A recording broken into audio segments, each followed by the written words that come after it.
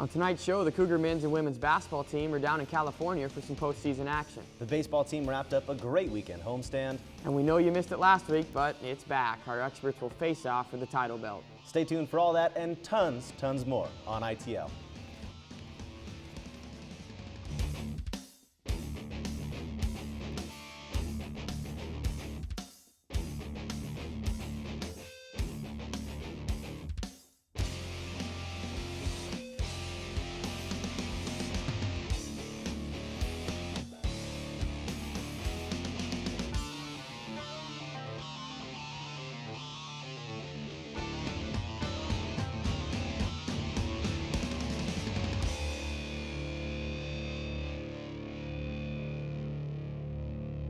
Good evening and welcome to Inside the Lines. I'm Riley Corcoran. And I'm Dominic Sheldon. Thanks for joining us live from Studio A here in the Merle Complex on the WSU campus. We have a great show in store for you today, so let's not waste any more time. Take it away, Riley. With the regular season wrapping up, we are now in the heart of conference postseason tournaments. The Cougar men's team is playing the University of Oregon right now in a repeat of the regular season finale.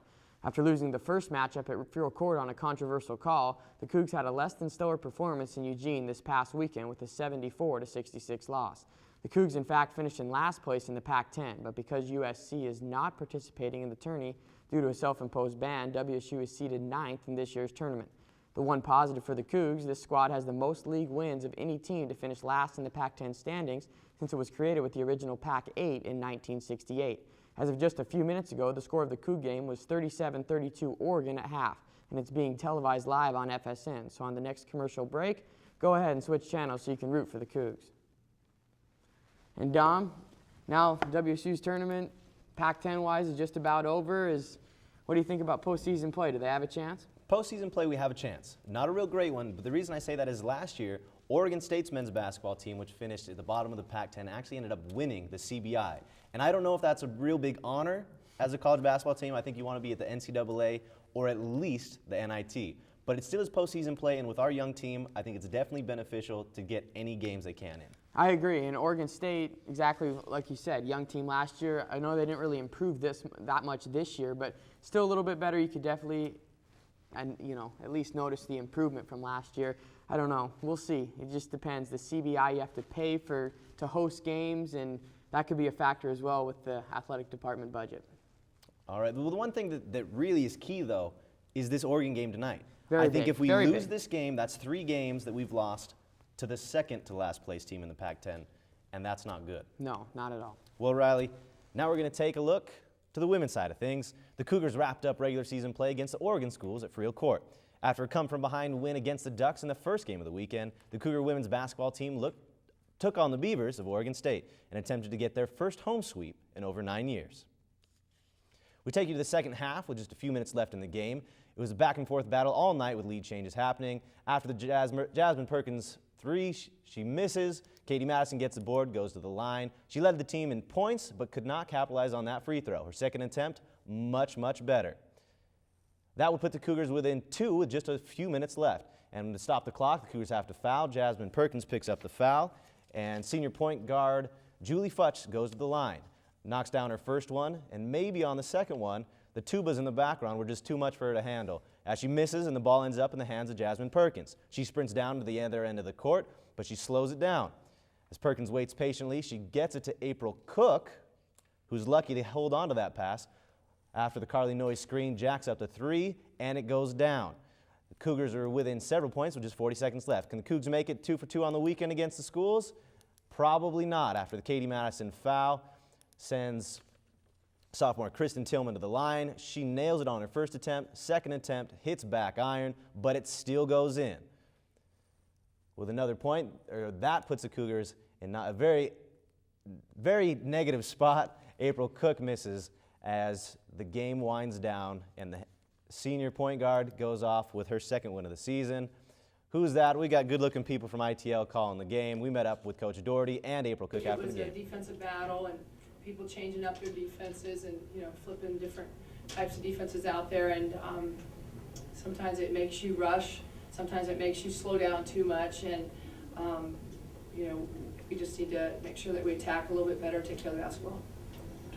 Second half, we started out a little bit flat. And I think when they went back in their zone, it took a little momentum from us, so that slowed us down a little bit. Well, we no doubt have, and had the good fortune of working with a very talented, very young group that is maturing before our eyes.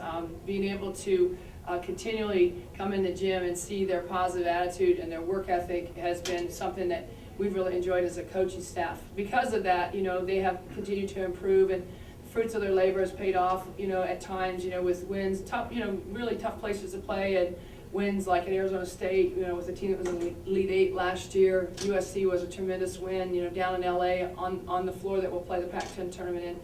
Winning the other night obviously was a real good sign for our program as well. So, we know how talented this group is. We know that they're growing and definitely, in the right direction, and we're very excited about the future. And they're the foundation of what we're trying to do here to build our championship program, and I couldn't be more proud of their efforts. So as Joe has just informed us, you're the first Coug since about 13 years ago to score 400 points in 2 straight seasons. What does that mean for you? Oh, wow. I didn't even know that. Well, now that you know, what does that mean? Wow, that's big. Man, I'm honored. I mean, all the work I've been putting in, and I'm just happy that I did that. Was 400 points, you said? Yeah, 400 points. Right, Joe? Yeah, back that season. While the season didn't quite have the outcome the team was hoping for, honors were still received. It was announced yesterday that 2 WSU freshman basketball players earned recognition on all Pac-10 conference teams. Guard Kiki Moore and center Carly Noyes were both selected by a panel of media members to the 5-member Pac-10 Media All-Defensive Team. Moore was also named to the Pac-10 Media All-Freshman Team. The San Francisco native finished the season as the Pac-10 leader in steals, while Noyes leads the conference in blocks. Looking ahead to the Pac-10 tournament, the Cougars have claimed the 9th seed and will square off against the number 8 seed, the Arizona Wildcats. Tip-off is scheduled for 6 p.m. at the Galen Center in Los Angeles. Speaking of basketball honors, the men's team claimed some as well. 3 WSU players earned Pac-10 Conference honors announced earlier this week. Sophomore Klay Thompson became the 4th Cougar in 4 years to be named to the All-Pac-10 first team. Fellow sophomore D'Angelo Casto was named to the All-Defensive team after leading the conference in blocks per game. After setting new WSU records for assists and free throws made in a season, WSU freshman Reggie Moore was named to the Pac-10 All-Freshman team, making him the 3rd Cougar freshman in the last 2 years to earn the honors. California guard Jerome Randall was named Pac-10 Player of the Year, with Arizona State's Herb Sendek taking home Coach of the Year honors. Our very own Inside the Lines reporter Michelle Ludka caught up with freshman guard Reggie Moore for a closer look at the man behind the player. While most call it hard work, Reggie Moore calls it fun. I like to be in the gym. I like to shoot. I like to have a ball in my hand, just dribbling around and stuff. It's a lot of fun. And But all of the fun games the freshman guard is having is adding up to so much more for the WSU basketball program. He's just been able to add another dimension that we wouldn't have had. And with Reggie shooting a team second best of 13.2 points per game, his time on the court has been crucial for the Cougars. He's an outstanding shooter.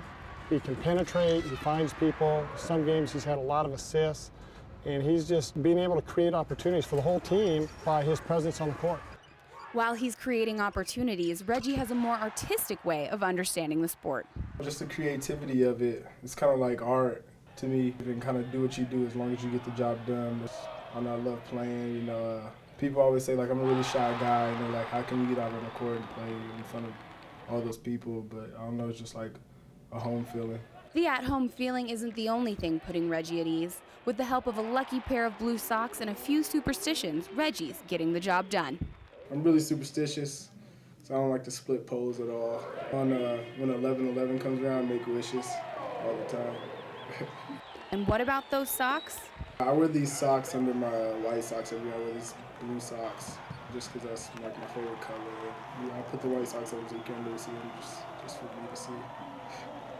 Now I'm sure all Cougar fans can agree that whatever it is that gets Reggie Moore to hit those beautiful rainbow shots, that he keeps it up for the next 3 years. Reporting for Inside the Lines, I'm Michelle Ledka. Thanks, Michelle. We're now going to take a quick commercial break. Stay tuned because we're going to talk a little bit of baseball when we get back. Welcome back to Inside the Lines. This past weekend, the WSU baseball team faced Utah in a 4-game home series. Let's go out to Bailey Brayton Field, where the Cougars were looking to sweep the doubleheader against the Utes and move to 8